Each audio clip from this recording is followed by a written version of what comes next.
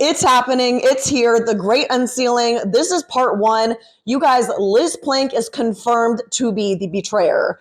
Oh my God, these text messages, insane. So Liz Plank, when Blake and Ryan were writing the rooftop scene, Liz was talking with Blake and Ryan. April 12th, 2023, Ryan reached out to Liz and he said, "I'm a little baffled by Mr. Baldoni. I would love any guidance at some point." Keep in mind, nothing at this point had happened between any of them. Just a few days before this, Blake declined having an intimacy coordinator. Not having one, but meeting the intimacy coordinator. On top of that, she had just asked him, "Hey, can I take a swipe at the rooftop scene?" And he said yes. She was getting her way in this moment. Ryan was in the midst of writing the rooftop scene when he's saying this. Orchestrated. Now, Liz Plank she's got me so fucked up here. Okay, she said, "Rats. The only rat I see, girl, is you." She goes on, "I tried to warn Blake on the red flags, but was hoping he had gotten better. I'm at a shoot right now. Want me to call you after?" Ryan responded, "Sure, zero pressure. We can chat tomorrow." And sigh. Yada.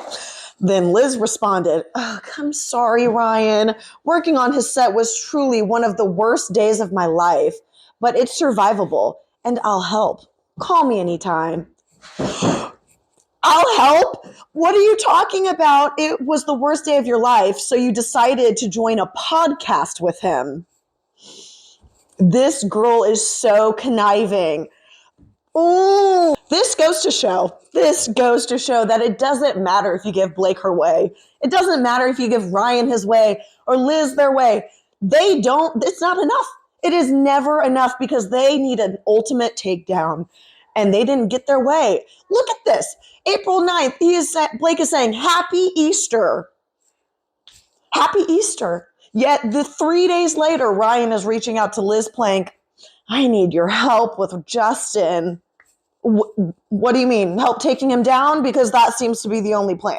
The following month, Blake and Liz are talking together, and Liz is saying how she's going to go on set of It Ends With Us to be supportive and be by Blake's side. Yeah, like Justin and Jamie are the boogeyman. Sure, okay. The hugging culture. It was just too much. Then she said, "How are things? I hope things are easier for you. Can I support you in any way?" She's still on a podcast with Justin. She's still acting like she's Justin's friend, but she's behind his back being, "Can I help you? He's awful. I know all about it." The fakeness I can't even stand. Then Blake says, "I was going to invite you on set tomorrow." At these people. And then Liz says, "Oh man, I would love to. You need your people. Based on what you've told me, it sounds so nuts. I'm so sorry you've had to deal with it." It's so nuts that Blake has gotten her way on everything, but it's still, poor Blake.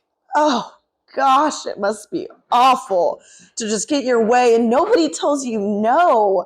Isn't it interesting that around the same time frame that Ryan is reaching out to Liz the first time around, they have the meeting where Taylor Swift is, just happens to stop by and they're talking about, Blake wrote this amazing scene. We should go along with it.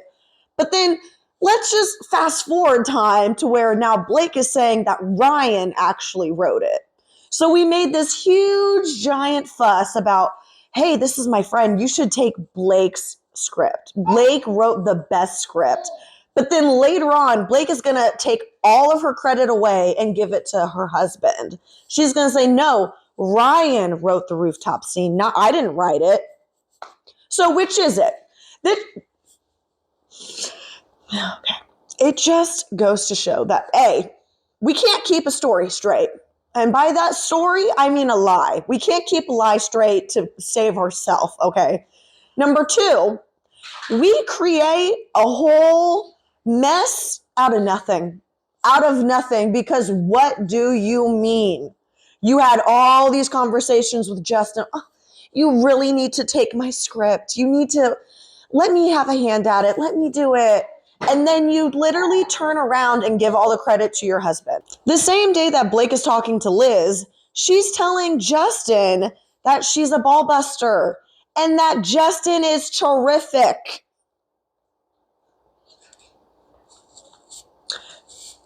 I can see why these were sealed now. Blake, when I said you contradict your...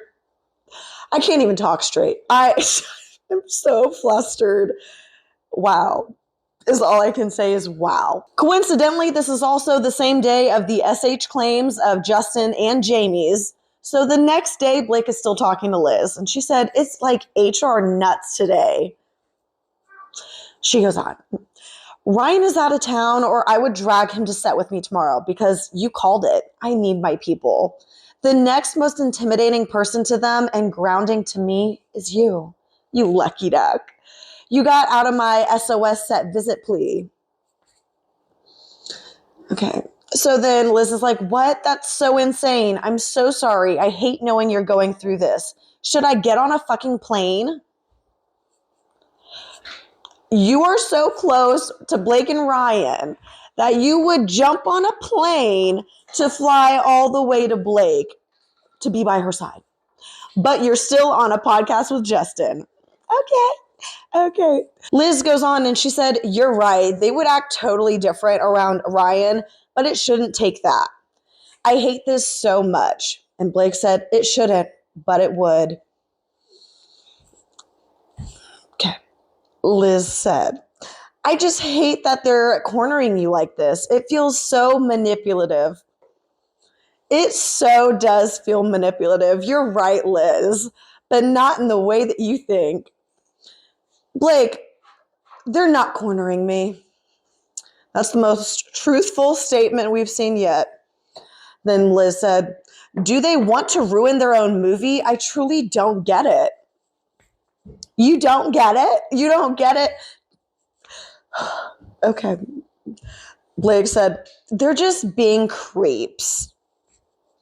Oh, please. We're just going to go on. Then she said, my blood is boiling. The drama. So then Blake said, like, keep your hormones to yourself. This is not mine. I don't want it.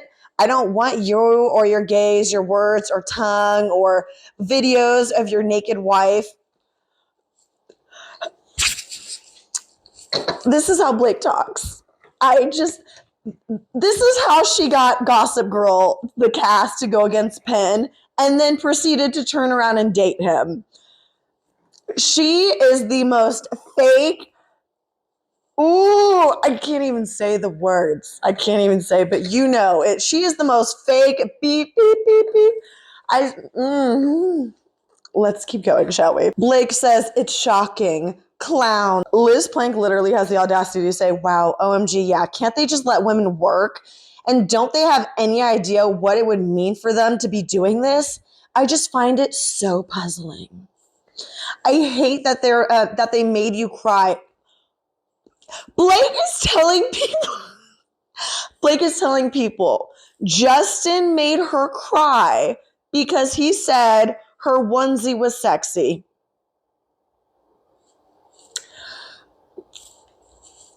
We're going to play the clip at the very end. You know exactly which one I'm talking about. Okay. What else did Blake say that happened? I would love to know. Liz said that she should have been more direct with the level of dysfunction, but she thought it had gotten better. To which Blake responded, you warned me, not to this level, but I saw there was more and you were in a tricky situation, not wanting to be responsible for me regretting anything. Then Liz goes on to say, they've never met their match. They've never met their match before, but Blake's the one that's going to be bringing them to it. She said, you're confronting them to see who they really are, and that's their worst nightmare. I really cannot even deal with this. The worst nightmare is you two. Whew, and that's not even the half of it. Stay tuned for the rest of the Great Unsealing. Follow me for more. I might be going live tonight. It just depends how my little one is doing. Stay tuned for more. As always, follow me for more. This is all alleged, so take it with a grain of salt. Sexy. So sexy. Sexy. Sexy. Sexy. Sexy. Sexy. Sexy. And she's wearing sexy clothes. Sexy.